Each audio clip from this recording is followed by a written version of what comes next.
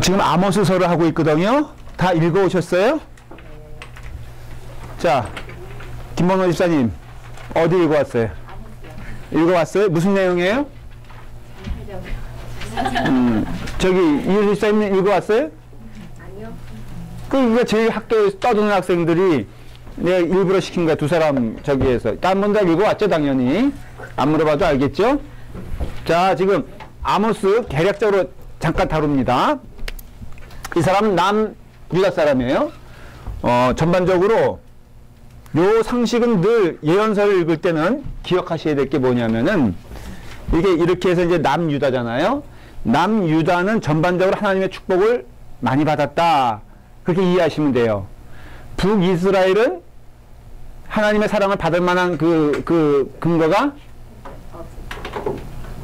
눈꽃만큼도 없다. 그렇게 이해하시면 돼요. 하나님의 칭찬받은 왕들이라고 할 때는 주로 이렇게 족보가 이렇게 되죠. 맨 처음에 첫째 왕이 누구죠? 사울. 뭐 이렇게 긴장을 합니까? 사울, 그 다음에 다윗, 그 다음에 솔로몬이잖아요. 요 세 왕을 통일 왕국의 왕이에요. 그러니까 이때는 남유다, 북이스라엘 이런 말이 없어요. 그냥 이스라엘 그렇게 이해하시면 돼요. 그 다음에 솔로몬 다음 왕 때 쪼개집니다, 나라가. 그 솔로몬 족보에 따른 왕은 르호보암이에요. 르호보암. 그런데 그 전체 이스라엘에 이제 그 반란을 일으켜가지고, 북이스라엘이라는 나라를 세우게 되는데 그 초대왕이 누구냐면 여로보암. 여로보암이에요. 그래서 남쪽에는 두 지파가 남고 12지파 가운데 북쪽에는 10지파가 우르르 몰려갑니다. 숫자적으로는 많은데 땅덩어리는 거의 비슷해요. 뭐 남유다가 좀 작아요.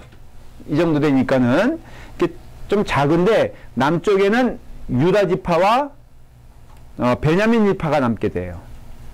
그래서 유다와 베냐민 지파가 남유다를 구성하게 되고요. 북쪽은 제일 덩치 큰 지파가 에브라임 지파예요. 그래서 에브라임 지파를 중심으로 해서 10지파가 한 나라를 세우게 되는데 그게 북이스라엘이에요. 근데 그 에브라임이라고도 불리기도 해요. 왜냐면은 제일 큰 지파가 뭐라고요?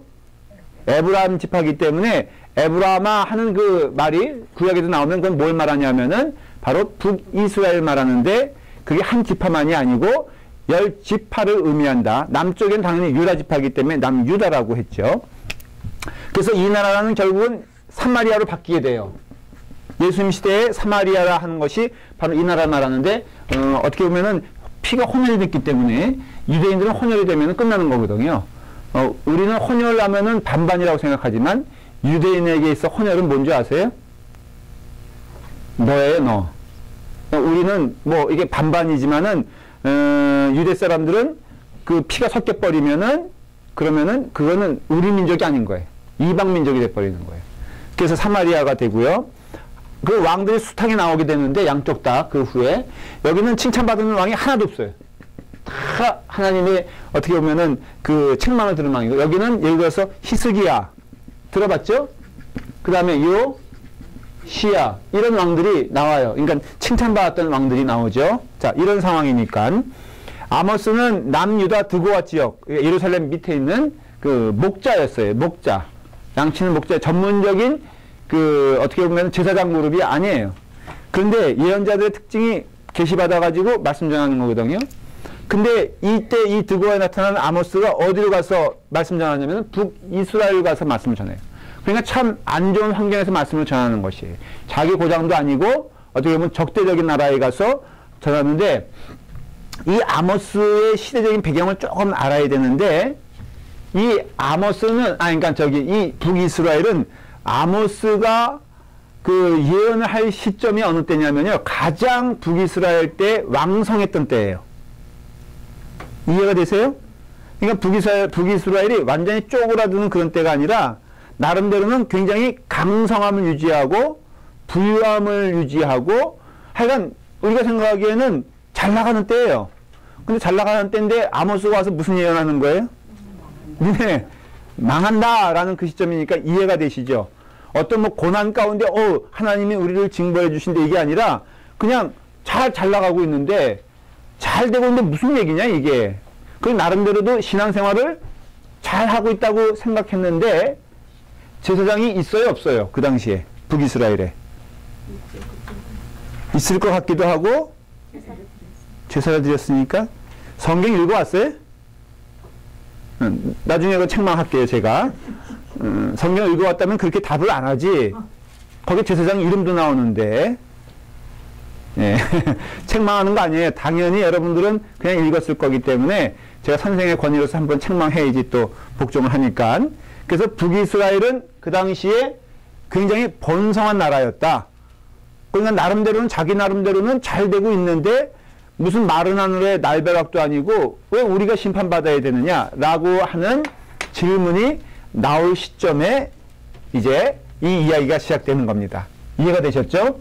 오늘은 3장 9절부터 시작이 됩니다. 오늘 타이틀은 이제 뭐냐면은 하나님의 심판의 초점에 대해서 말씀드릴 거예요. 누구 심판하냐? 한번 신앙의 상식으로 한번 물어볼게요. 마지막 때에 하나님이 누구를 가장 심판하실 것 같아요? 여러분들. 네? 자, 예를 들어서 여기 있잖아요. 이렇게 있잖아요. 우리를 보면은 하나님이 우리를 축복해 주시는 하나님이기도 하지만 심판자잖아요. 그럼 여기서 심판하시면은 가장 누구를 심판하실 것 같아요? 정답은 잘 알아. 저를 심판하세요. 왜 그런지 아세요? 저에게 무슨 책임이 있어요? 여러분들을 온전히 주님께로 인도해야 될 책임이 있잖아요. 그러면은 그 길을 잘못 인도했다면 여러분들은 무슨 죄가 있어, 솔직히. 그냥 목사님이 인도하신 대로 간 거 아니에요.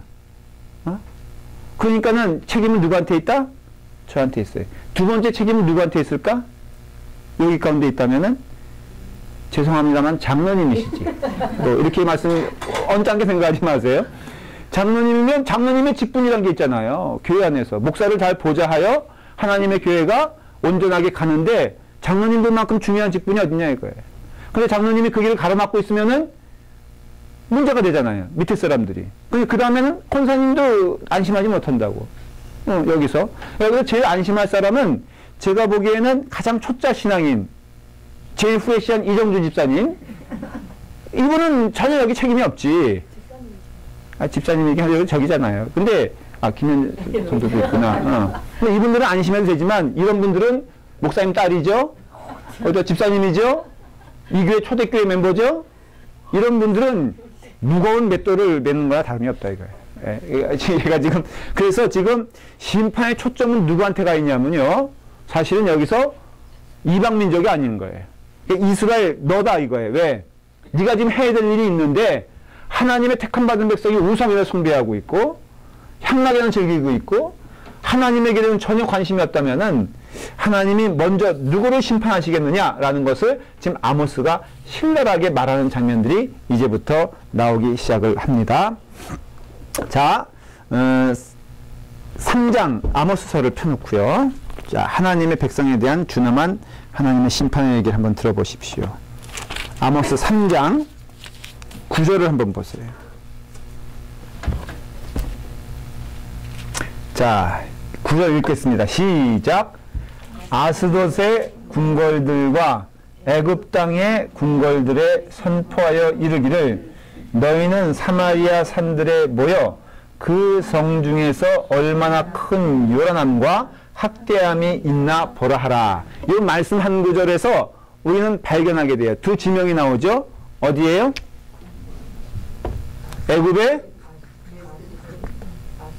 애굽이 있죠.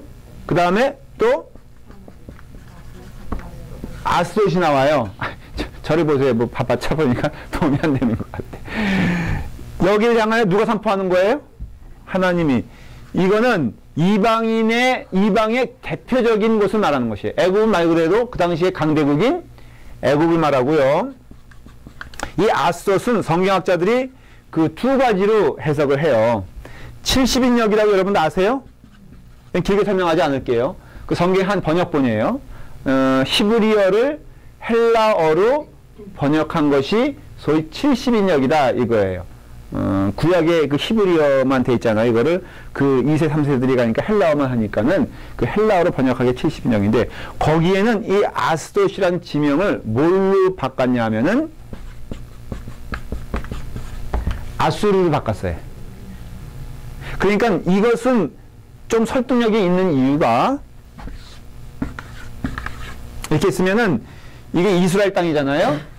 이스라엘 땅의 남북으로 가장 강력한 두 나라가 있었으니 그 나라가 남쪽은 애굽이요, 북쪽은 아수르예요. 니느웨 성 여러분들 기억하시죠? 그 누가 거기 갔죠? 요나가 갔잖아요. 그 니느웨 성이 바로 아수르의 수도예요. 그러니까는 지금으로 말하면 미국과 지금은 중국이겠죠. 옛날에는 미국과 뭐 소련 이렇게처럼 애국 그래서 맨날 여기서 남유다 북이스라엘이 맨날 의도 터진 게 뭐냐면은 이 두 나라가 싸우는데 지들 나라에서 싸우지. 꼭 어디서 싸워요? 여기서 싸워. 왜냐? 군대가 이리 올라가면 어디서 만나겠어? 이 친구들 내려오면 어디서 만나겠어? 마치 우리나라를 보는 것 같아. 이 일본하고 중국하고 한판 붙으면 맨날 어디서 싸우죠? 지들이? 이 한국에서 싸운다 이거예요. 왜냐? 명나라 가기 전에 싸움 붙어야 되고 일본 가기 전에 싸움 붙어야 되니까는 한국이라는 나라가 맨날 그 조선시대 때 그랬잖아요. 그것처럼 이 아스돗과 애굽은 아수르와 애굽을 말하는 것이다 이렇게 해석하기도 하고 실제로 아스돗이란 지명이 있었어요. 그게 어디냐면은 블레셋 나라에 여기 보면은 여기에 가자라고 여러분들 아시죠? 가자 지구 맨날 그 이스라엘이 폭격하는 데가 여기거든요. 이게 블레셋 땅이란 말이에요. 지금의 팔레스타인 땅이에요. 그래서 가자 위에 여기 요 부분 해안가 부분이 아스돗.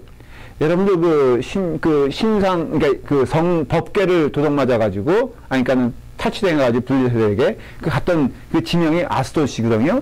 그러니까는 여길 것이다. 그럼 뭐 그거는 우리는 그 해석에 어느 것이 맞다고 할 수 없지만은 어쨌든 지금 중요한 건 그게 아니에요. 이거든 하나님이 지금 누구한테 가서 얘기하냐면은 이 나라들에 가서 얘기하는 거예요.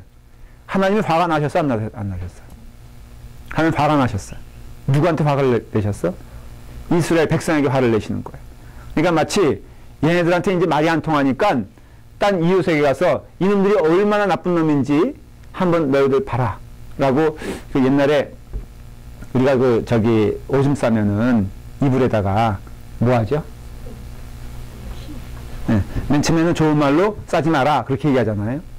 그런데 한 두세 번 하다 보면은 이게 뭘 뒤집어 쓰게 하죠? 이거 조리하는 거 키에다가 그랬죠. 그거 뒤집어 쓰고 이웃집에 가서 소금 얻으러 오라 그러죠. 그러면 이웃집에서는 소금 어떻게 주는지 알아요? 그냥 한 던진단 말이에요. 그러니까는 우리 애가 얼마나 못난 놈인가를 온 천하에 알릴 정도로 마음이 답답한 부모의 마음을 표현하는 거예요.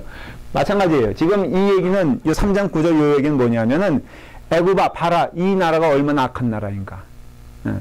아수르야 봐라 이 북이스라엘이 얼마나 악한 나라인가를 너희는 어디 와서 사마리아 산들에 모여봐라 한번. 사마리아 산은 뭘 말하냐 하면은 에발산과 그림신산을 말하는 거예요. 지금으로 말하면 베델을 말하는 것이에요. 이와 같이 이곳에 모여서 한번 그 이스라엘 사람들이 얼마나 악한 짓을 했는가를 봐라라고 지금 하나님께서 말씀하시는 거예요. 10절을 한번 볼까요? 시작. 자기 궁궐에서 포악과 겁탈을 쌓는 자들이 바른 일 행할 줄을 모릅니다. 여호와의 말씀이니라. 이게 뭐예요? 여러분 궁궐이란 것은요 리더들을 말하는 거예요. 지금 이스라엘의 문제는 뭐냐면은 밑에 백성들이 썩은 것보다도 누가 더 지금 포악한 일과 그 타락한 일을 하냐면은 소위 국가 지도자들이 지금 그 일을 하는 것이에요. 근데 이게 너무 신앙적으로 맞는 게요. 교회 안에서도 사실은 이게 초신자들 때문에 교회가 문제가 되는 게 아니에요. 리더들이 정신 못 차리면은 목사님들이 정신 못 차리면은 사회적으로도 리더들이 잘못되면은 그 사회는 망하는 것이고 교회는 망하는 것이라는 것을 보여주는 것이에요. 그래서 너희가 선생되기를 즐거워하지 말아라. 마지막 심판받을 때 그 자들이 얼마나 큰 심판받을 거를 예수님께서 예언하셨잖아요. 그러니까 우리가 그것을 보게 되었을 때 이제 아주 그냥 무서운 심판이 다가오고 있다는 것을 알 수가 있습니다. 13절을 한번 볼까요? 자, 시작. 주 여호와 만군의 하나님의 말씀이니라. 너희는 듣고 야곱의 족속에게 증언하라. 그 다음 읽겠습니다.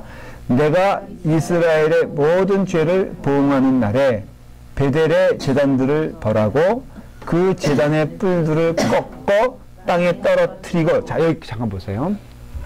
이게 지금 뭘 말하냐면요, 베델의 제단이란 것은 그 여로보암이, 그래서 그 열왕기 상하에 보면은 여로보암의 죄를 쫓아 임금들이 이렇게 돼 있어요.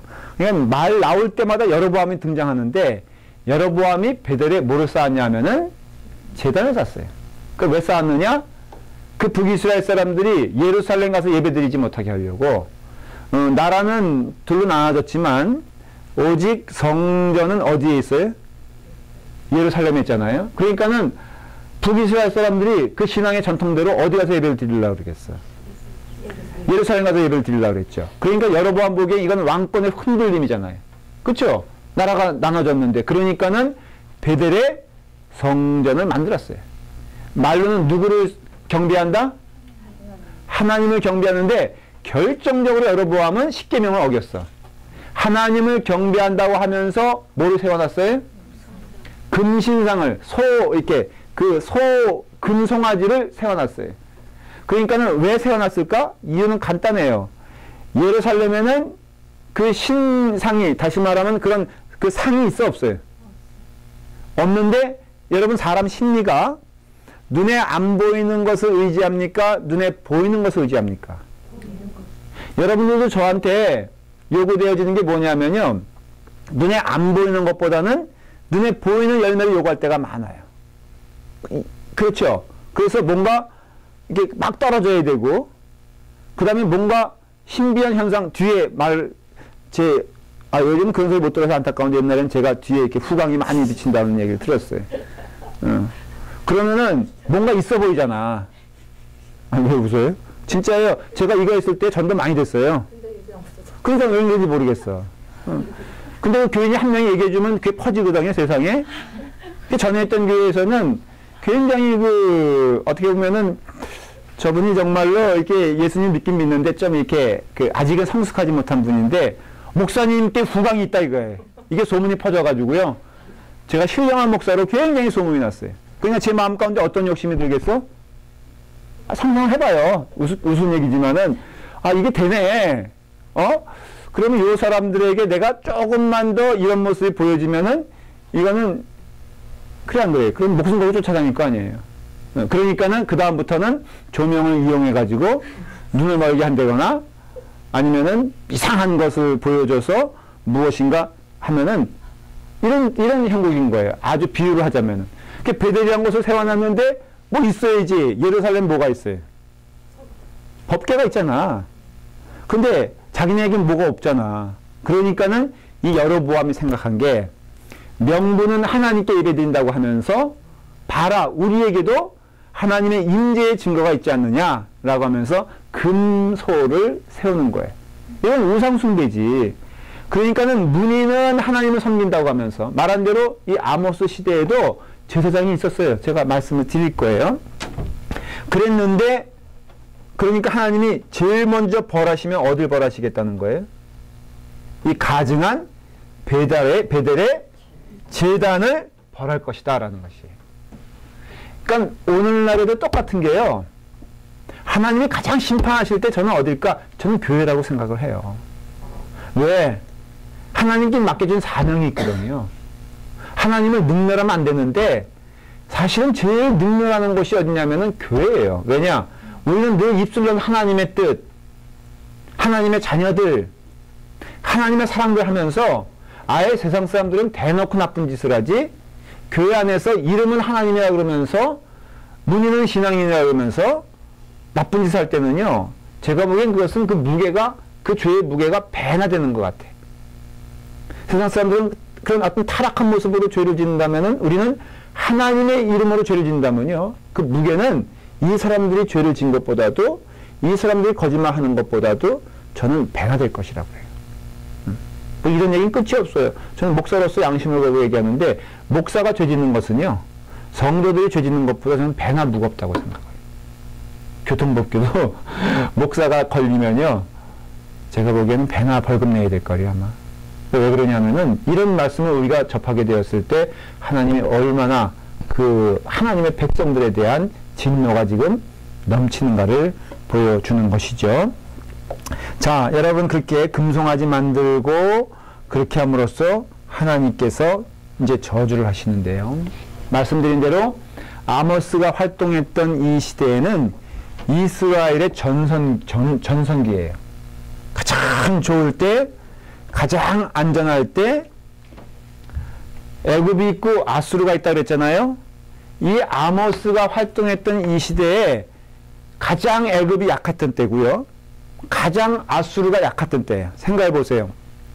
두 강대국이 다 그런 약함에 시달리고 있다면 전쟁하겠어, 안 하겠어? 안 하죠. 그러니까는 그 북이스라엘 입장에서는 전쟁의 공포가 사라졌잖아요. 그러니 태평성대가 온 거예요. 자, 이런 가운데 여러분, 태평성대가 오면은 사람이 또 어떻게 지기 시작합니까? 타락하기 시작하잖아요. 한국이 지금 그 비유적으로 타락공화국이라 그래요. 온갖 타락은 다 한국에서 일어난다는데 여러분 그거 동의하세요? 우리나라가 물건도 많이 수출하지만은 제가 신문 보고 깜짝 놀란 게 중국에서 룸상을롱 문화가 있는데 한국 사람들이 만든 거랍니다. 그래서 중국 공안 경찰이 보다 못해가지고 결국은 그 베이징에서 그것을 단속하기 시작했다 그래요. 미국에서 여러분 룸살롱 해가지고 단속하는 거 가끔 나오죠. 못 들어봤어요? 그게 주로 어느 민족들이 하는 일인지 아세요? 한국 사람들만 가면은 이 미국에는 룸사랑 문화가 없어요, 사실은. 미국 사람들 저녁 되면은 뭐 그냥 기껏 타락한 것이 뭐냐면은 바에 가서 이렇게 술 마시면서 그 뭐 표현이 어떨지 몰라도 여자들이 춤추는 것 정도 보는 거지 그 이상은 사실은 그렇게 없다고요, 이 사람들이. 그런데 한국 사람들은 이게 지금 이 문제인 거예요. 그리고 또 얼마나 교만해요. 응? 그래서 필리핀 사람들을 알기를 완전히 뭐 우리도 솔직히 어떤 때는 조심해야 되는 게 여기 필리핀 교인들 있잖아요. 여러분 어때요? 여러분 우리가 너무 이상해졌어요. 한 연세 드신 분이요, 필리핀 교인 가운데 저한테 그 필리핀에 자기가 좀 땅을 가지고 있다는 거예요. 근데 아주 전망도 좋고 뭐 마닐라인가 수도가 거기서 얼마 떨어지지 않은데 정말 좋은 땅인데 하면서 말씀하는 것이, 니네 한국 사람들이 땅을 좋아하니까 이거 혹시 교인들에게 그 광고를 해서 이 땅을 살 수 있는 사람이 있으면 좋겠다라고 해서 저한테 가져왔어요, 진짜로. 한국 사람 땅값 다 올려놨어요. 아, 그래요? 얼마나 교만하겠어, 하는 짓이. 그 사람들이 그만큼 우리가 잘 산다는 걸 생각해서 들고 올 정도니 그 할아버지가 그래서 내가 받아는 뒀어요. 관심 있으면 저한테 얘기하세요. 이게 이러니까 뭘로 연결되냐? 두 가지로 연결돼요. 정확히 지금 이스라엘 사람이 나타나는 거예요. 사람이 형편이 좋아지고 이것이 마치 내 능력으로 이 나라가 약해져서 태평성대에 이루는 것을 자기의 능력으로 생각할 때 두 가지 현상이 나타나는데, 넘버 원, 타락이에요. 얼마나 이상한 짓들을 하는가를 아모스는 고발하고 있어요. 두 번째는 교만이에요. 동전의 양면과 같아가지고 이 두 가지가 다 일어나요. 그래서 타락하는 곳에는 자기가 교만하다는 증거들이 나타나기 시작해요. 교만한 사람의 큰 특징이 타락이에요. 그래서 결국은 그 이스라엘 나라는 어떤 상황이었냐면은 타락했어요. 그리고 교만했어요. 이 모든 태평성대가 자기네 것인 것처럼 생각되고 자기네 결과라고 생각을 하고 교만에 빠지니까 하나님이 이 사람들을 치시기 시작하는 거예요. 6장 14절에 보면요, 좀 왔다 갔다 할 거예요. 14절 한번 읽어볼까요? 시작. 만군의 하나님 여호와의 말씀이니라. 이스라엘 족속아, 내가 한 나라를 일으켜 너희를 치리니 그들이 하맛 어귀에서부터 아라밧 시내까지 너희를 학대하리라. 하나님이 한 나라를 키우시는데 너무 두려운 얘기가 이스라엘 민족을 치시기 위해서 한 나라를 키우고 있다는 거예요.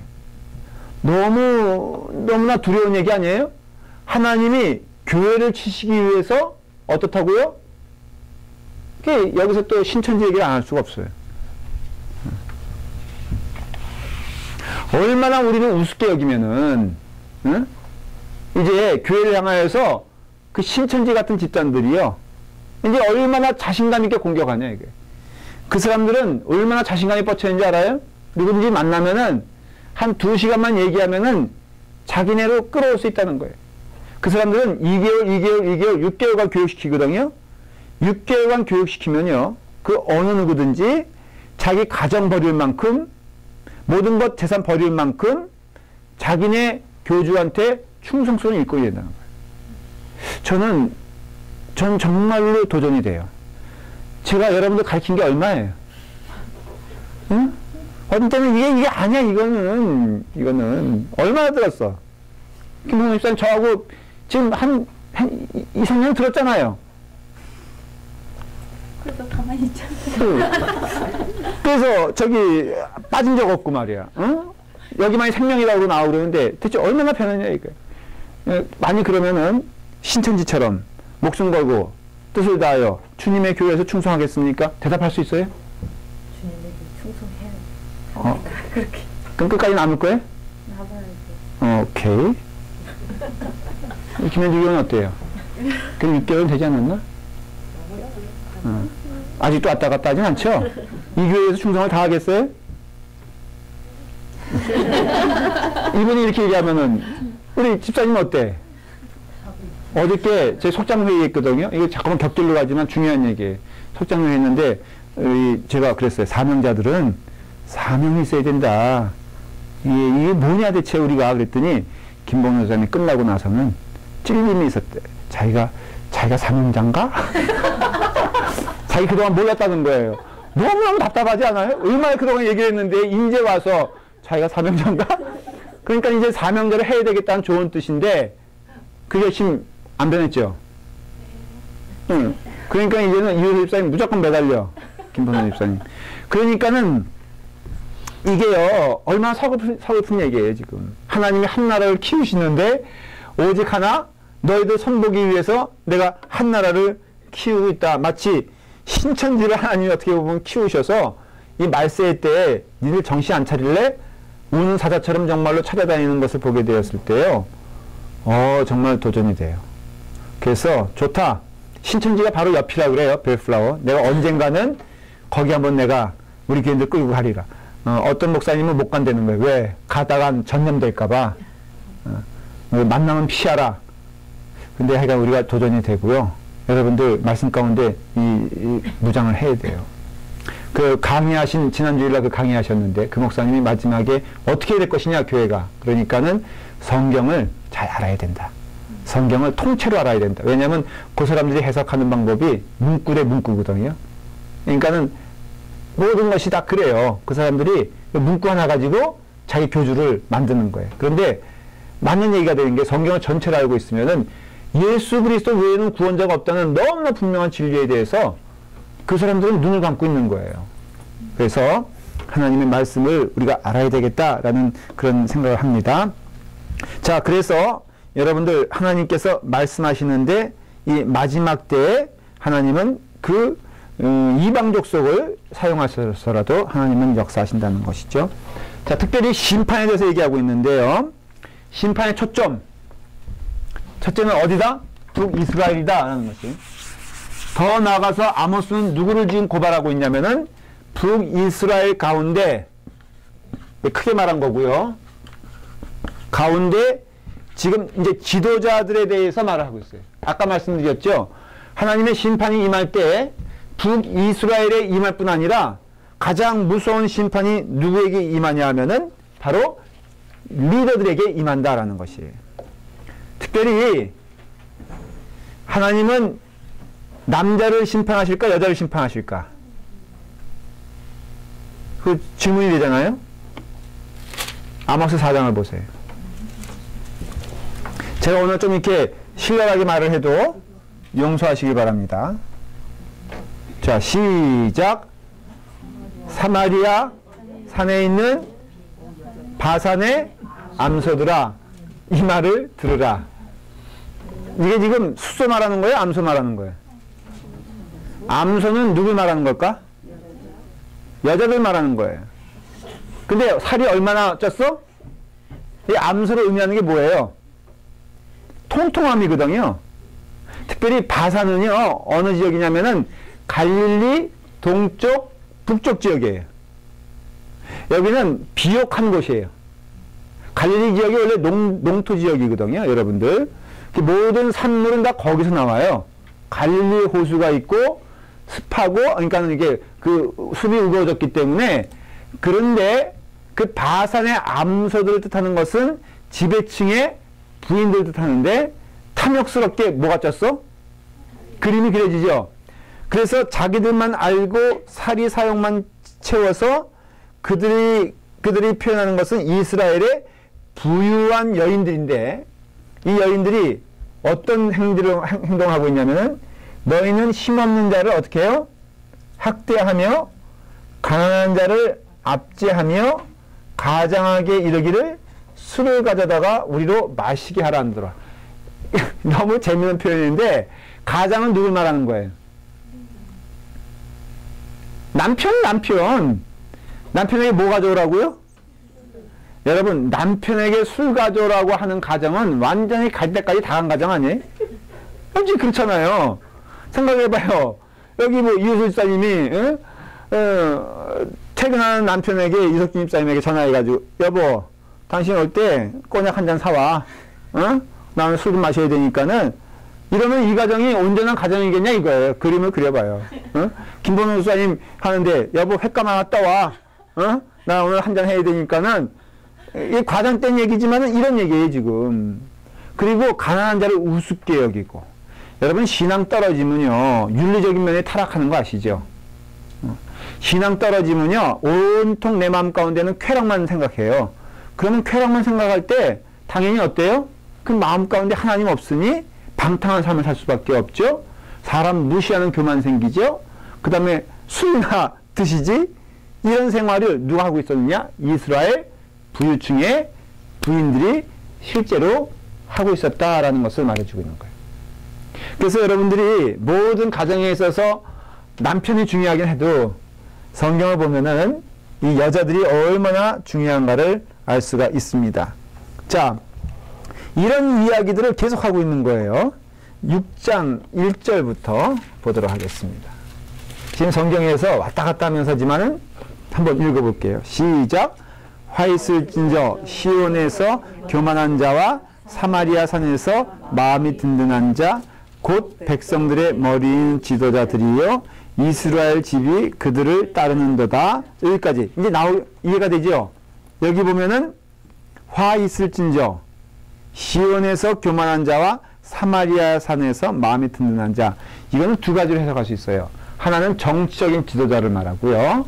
사마리아 산은 영산에 말한 대로 베델을 말하는 것이에요. 거기에 뭐가 있다 그랬죠? 신전이 있다 그랬죠? 거기에는 제사장이 있단 말이에요. 그러니까는 종교적인 지도자들아, 정치적인 지도자들아, 그 얘기를 하는 거예요. 너희들에게 어떨 거라고요? 화 있을진저. 화 있는데 왜 있느냐? 사마리아 백성들이 너희를 쫓아가는도다.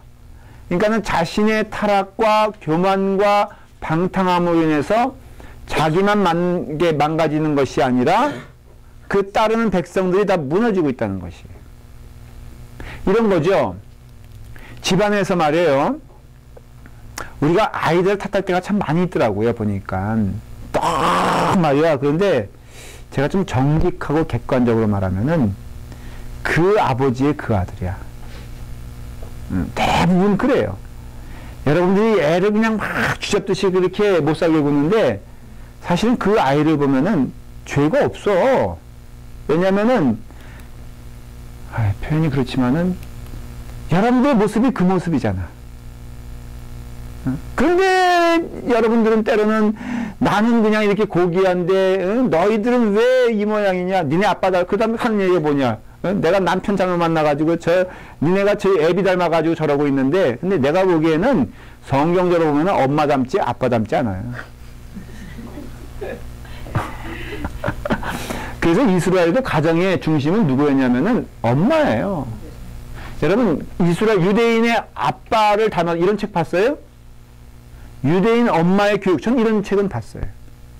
그러니까는 여러분들 자녀 솔직히 말하면은 여러분들이야 여러분들. 그렇기 때문에 이 책임이 크다는 거예요 리더들은. 교회 안에서도 저도 그때 신앙의 양심으로 얘기하는데 여러분들 책망할 때 좀 양심에 걸리는 게 저 사람들이 나보고 오는 건데 내가 정말로 정말 정직하고 성실하며 열심히 목사가 돼야 되겠다라고 생각하는 쪽으로 가게 돼요. 근데 할 수 없이 제가 책망하는 거지 정말로 여러분들이 뭐 저는 잘하고 있는데 여러분들은 못한다라는 생각은 가져본 적이 없어. 왜냐? 여기에 대한 그 진실의 말씀이 있잖아요. 지도자가 똑바로 서 있어야지만이 바로 그러냐 이거예요. 자, 그 다음 계속 한번 읽어볼까요? 재미있는 표현이 나와요. 2절, 6장 2절 시작. 너희는 갈레로 건너가 보고 거기에서 큰 하맛으로 가고 또 블레 사람의 가드로 내려가라. 너희가 이 나라들보다 나으냐? 그 영토가 너희 영토보다 넓으냐? 자, 지금 교만을 얘기하니까 여기서 이제는 북이스라엘이 자기가 최고 큰 나라인 줄 알고 있는 거야. 자기네가 최고인 줄 알고 있는 거야. 근데 가봐라. 니네 영토가 이 나라들보다 크냐? 너희의 거룩함이 이 나라보다 너희가 높으냐? 절대 아니라는 거죠. 오히려 더 타락했고 더 교만하고 더 하나님을 적대시한다 이거예요. 너희는 이 나라들이야 복음을 받지 못했으니 이 나라들은 타락한 거 하나님이 이해하실 수 있다는 거예요. 너희는 복음을 받은 자요. 너희는 구원을 받은 자요. 너희는 하나님의 선택을 받은 자들인데 어찌하여 먼저 선택받고 먼저 구원받은 너희들이 이렇게 할 수 있느냐? 라고 하면서 하나님이 진노하시는 것을 볼 수가 있어요.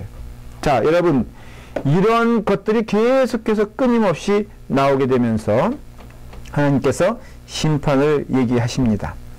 한마디로 말하면은 이스라엘 사람들의 종교 생활은 죄가 스며들어 있었고요. 그런데 하나님은 그 죄진 백성에 대하여 말씀하신 게 있는데 그것은 희망이에요. 희망.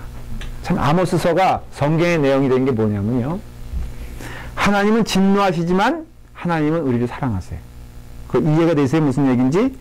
하나님은 심판하시지만 하나님은 버리지 아니하세요. 아모스서에도요.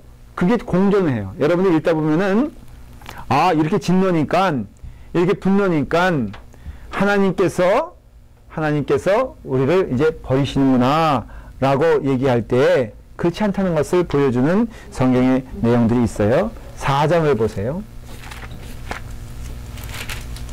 4장 6절.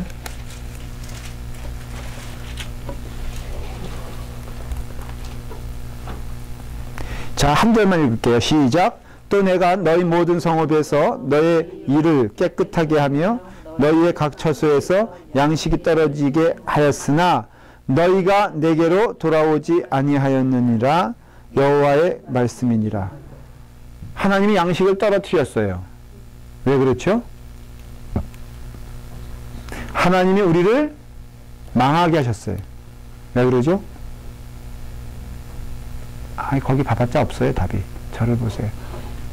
여러분들 때로는 실패하게 만드세요. 왜 그러시죠? 그거예요. 네. 여러분 망하는 게 나쁜 게 아니에요. 혹시 여기 쫄딱 망하신 분 있어요? 제가 우스갯소리 말하죠. 열심히 매일 나오는 새벽 기도인들 말고 가끔 뜬금없이 나오는 사람들이 있어.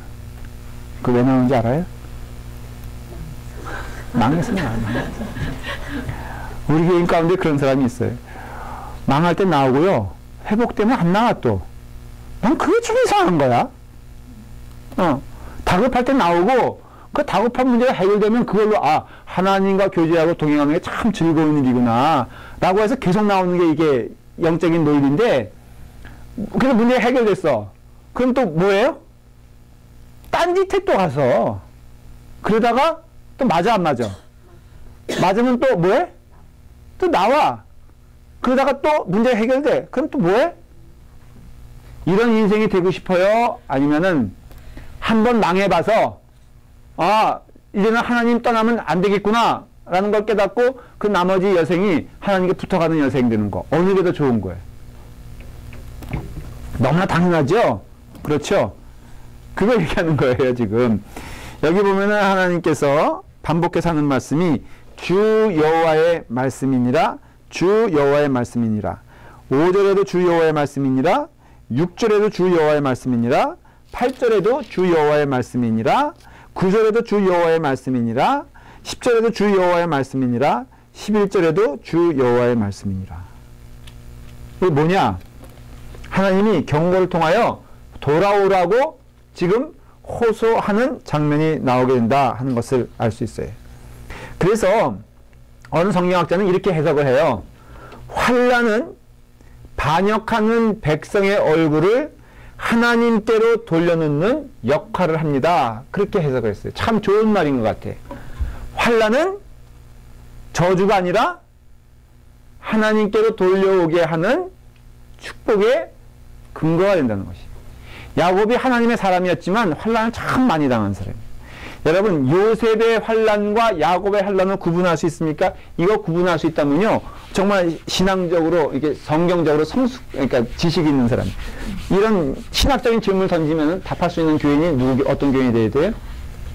라팔마 교인이 돼야 돼요. 자, 제가 지금 어려운 질문 한번 던질게요. 여러분 답을 해보세요.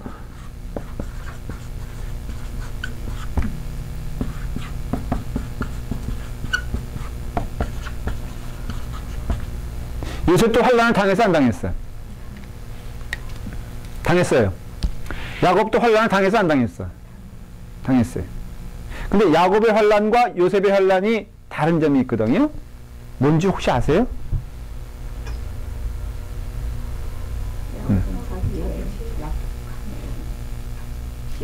좀 비슷하게 계속 격려해요, 제가. 비슷한 얘기예요.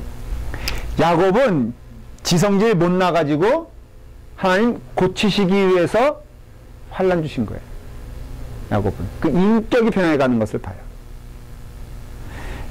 요셉도 물론 변해요. 요셉도 성숙해지는 과정이 있어요. 요셉도 그 꿈 얘기 촐랑촐랑 하는 거 보면은 그 인격이 그렇게 깊이가 있지는 않아요. 그런데 요셉이 경험되어지는 환난 많이 있었거든요. 이것은 그게 아니라 하나님의 뜻을 이루기 위한 환난이에요. 이게 틀려요. 애굽으로 한 사람 가야 돼. 누군가는 그 백성을 구원하기 위해서 먼저 선언적으로 그 길을 가야 돼. 그 사람이 누구예요? 요셉이에요, 요셉. 다윗도 그런 과예요. 다윗도 자신의 잘못이 아닌 것으로 인하여 환난을 당하지 않습니까? 왜 그러냐면은 그가 먼저 가는 사람으로서 하나님의 일을 이루기 위한 한 지도자로서 가는 길이고, 다윗이요. 야곱은 그의 인격을 그냥 내버려 두면은 이 사람은 산으로 갈 사람이야. 여러분 초창기에 하나님의 축복을 받겠다고 아비를 속여? 이것은 하나님의 방법이 아니거든요. 하나님은 목적이 정당하다고 수단을 정당화시키는 거 아니고요. 야곱은 목적도 정당하지 않았어. 왜 그 사람이 하나님의 축복권을 원했는지 알아요? 뭐 우린 그래요.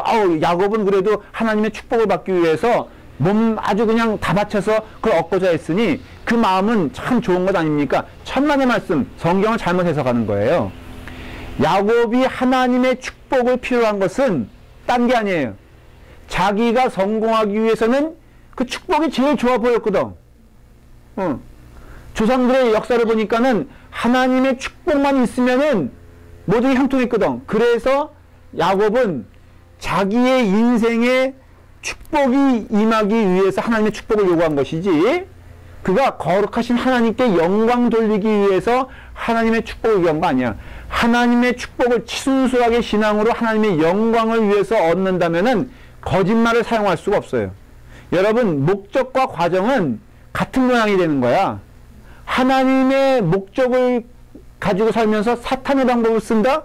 말이 돼, 안 돼? 안 돼요. 신천지가 그래요, 지금. 수당방법을 가지 말고 기성교인들을 접수해라. 하나님은 그 거짓말도 하나님이 모략으로 축복해 주신다. 이렇게 가르쳐요, 진짜로. 그래서 그렇게라도 구원받은 자를 채우면 하나님 축복해 주신다라는 거예요. 그 사람들 논리가. 정말 잘못된 거예요. 여러분, 우리가 뭐 이렇게 표현하면 이상할까? 뭐 무슨 일을 하는데, 응? 이 교회를 짓는데 나쁜 짓을 해서 사람을 속여서 하나님의 전이 건축될 수 있다면은 결과적으로는 그것이 하나님께서 기뻐하시는 일이 아니겠느냐라고 말할 수 있냐 없냐 이거예요. 없어요. 야곱이 하나님의 축복권을 쟁취하기 위해서 아버지를 속이고 형을 속이는 거짓말하는 것이 정당화될 수 있느냐? 아니에요. 그리고 그 목적이 순수하다면 결코 그 사람은 그렇게 할 수가 없어요. 그러니까는 야곱이 하나님의 축복이라고 바꿔서 했다는 것도 사실은 보면은 참된 신앙의 뜻이 아니라 극히 세속적인 마음으로 했다는 것을 알 수가 있어요. 오늘날 우리에게도 마찬가지예요. 헌금 생활을 많이 얘기하는데 헌금 생활은 조건이 아니에요, 여러분들. 착각하지 마십시오. 내가 이만큼 드리니 하나님이 이만큼 주시겠거니 라고 하는 생각들이 우리의 90% 생각이거든요. 이것은 아니에요. 늘 말하잖아요. 헌금은 감사로 드리는 거지 조건이 되면 안 된다는 거예요. 11조 뭐 이렇게 비유로 설교할 때 그 뜻은 이해가 돼요. 어떤 사람은 그래요. 10의 3조를 바쳐라. 그걸 왜 바치냐 했더니 10의 3조를 바치면 이것이 10분의 1이 돼서 너희의 수입이 3배로 늘지 않겠느냐. 이런 설교 들었어요. 이게 성경적인 설교예요, 아니에요? 이게 무슨 얘기인지 이해가 돼요?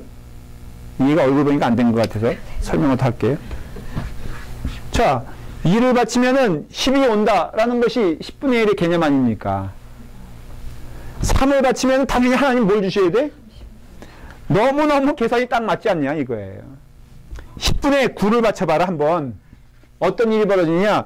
90을 준다 이거야. 그러면은 같은 10으로 시작을 해서 너는 맨날 10만 받고 사는데 하나님께 9를 바치면은 하나님 마음에 감동해 주셔서 90을 받으면 10과 90 나중 인생이 누가 더 뻥튀기 은혜로운 인생이냐? 이게 맞아요, 틀려요? 이게 뭐 논리적으로는 맞는 것 같잖아요. 그래서 교인들이 10분의 9를 바치면 목사 입장에서는 얼마나 좋겠어. 지금 우리가 재정적으로 맨날 하나님은 참 오묘하셔. 재정적인 얘기라면요. 모자를 조금 약간 모자라 항상 늘. 그래서 늘 조마조마해. 한 달 살아갔으면 우리 교회 다음 한 달 어떻게 될 것인가. 교인들도 걱정하는 분들, 여러분은 태평이지만 교회 리더들은 맨날 걱정하고 있어요. 이럴 때 하나님이 이런 은혜를 주셔가지고 10의 9조를 바치면은 90 된다.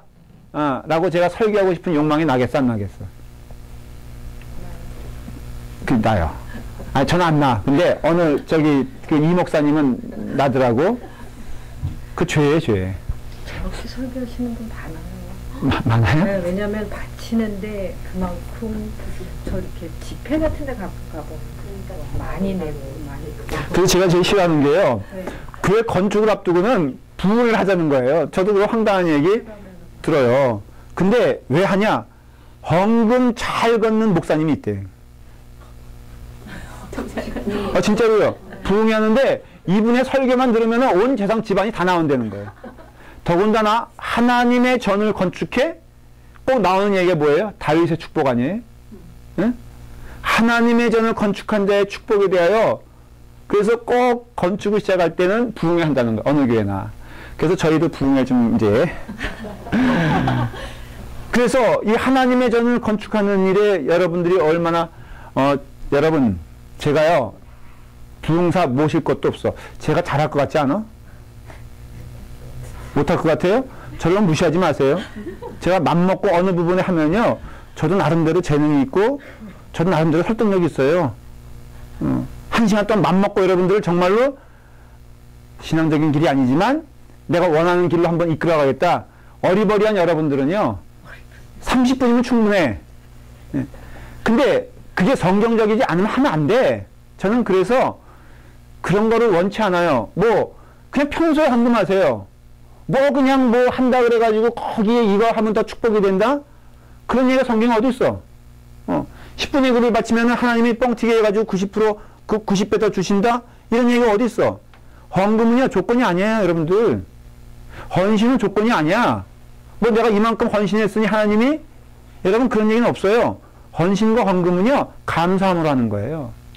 받은 은혜가 여러분들 충분해. 이제 더 이상 누릴 것도 없고요, 더 이상 요구할 것도 없어.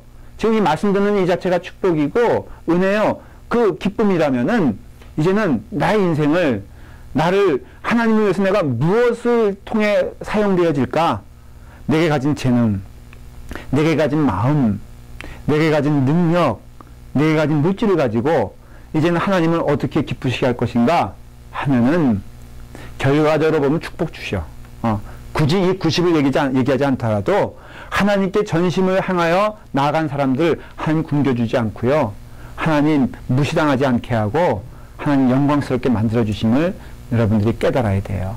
지금 아모스는 그 얘기를 하고 있는 거예요. 너희들이 나를 찾아라. 이 환난을 준 이것도 하나님의 뜻인 줄 믿고 찾아라 라는 것을 끊임없이 얘기하고 있다라는 것을 아모스에서 지금 말하고 있어요. 오늘 내용적으로는 심판은 누구에게 임하느냐?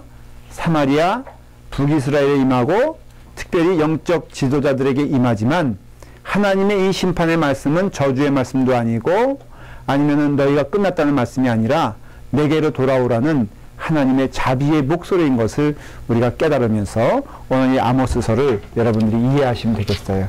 혹시 질문 있으십니까? 아모스서 또 한 번 읽어보면 어떨까? 귀양 읽는 거 반복해서 여러분 읽으면, 이 맥락을 읽으면은, 이 말씀이 이런 것이구나, 라는 것. 이제 오늘 제가 인용한 말씀들을 좀 기억하면서 아모스를 읽으면은 적어도 아모스는 이렇게 한 번 띈다. 여러분들이 한 번 소화를 시켰다. 그렇게 이해하시면 되겠어요. 기도하겠습니다. 사랑해 주님, 우리에게 아모스서를 통하여 하나님 주시는 말씀 가운데 거하게 하시니 감사합니다. 아버지 하나님, 하나님의 뜻대로 이루어 주시옵소서. 참된 신앙인이 되게 하시고 우상 숭배하지 아니하고 교만하지 아니하고 우리 가운데 함께 하신 하나님을 바라보며 하나님께 나아가는 자녀 될 수 있도록 축복해 주시옵소서. 예수님의 이름으로 기도드리옵나이다. 아멘.